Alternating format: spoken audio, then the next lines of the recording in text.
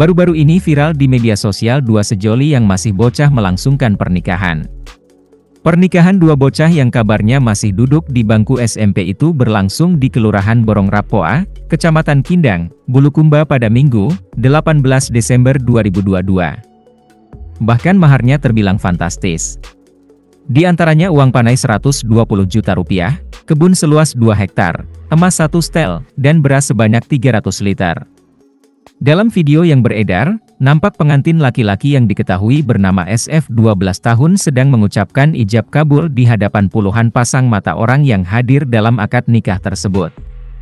Setelah itu, mempelai wanita yang bernama PR 15 tahun mencium tangan mempelai pria.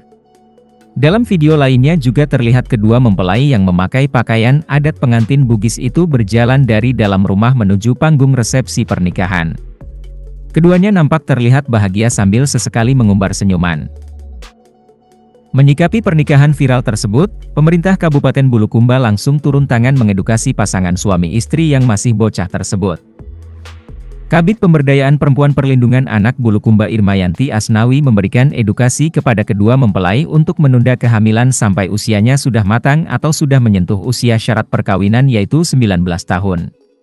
Tak hanya itu, Irmayanti juga meminta kepada keluarga pengantin tersebut untuk tetap memperhatikan pendidikan mereka meski sudah menikah. Irmayanti juga menyebutkan bahwa pasangan tersebut sebelumnya sudah lama berpacaran hingga memutuskan menikah. Sebagai tambahan informasi, Undang-Undang Perkawinan Nomor 1 Tahun 1974 yang telah diubah dengan Undang-Undang Nomor 16 Tahun 2019 mengatur usia minimal menikah adalah 19 tahun baik untuk pria maupun wanita. Berapa lama pacaran? Iya, kalinya ini udah lama. Kenapa gitu pas sekali mau menikah?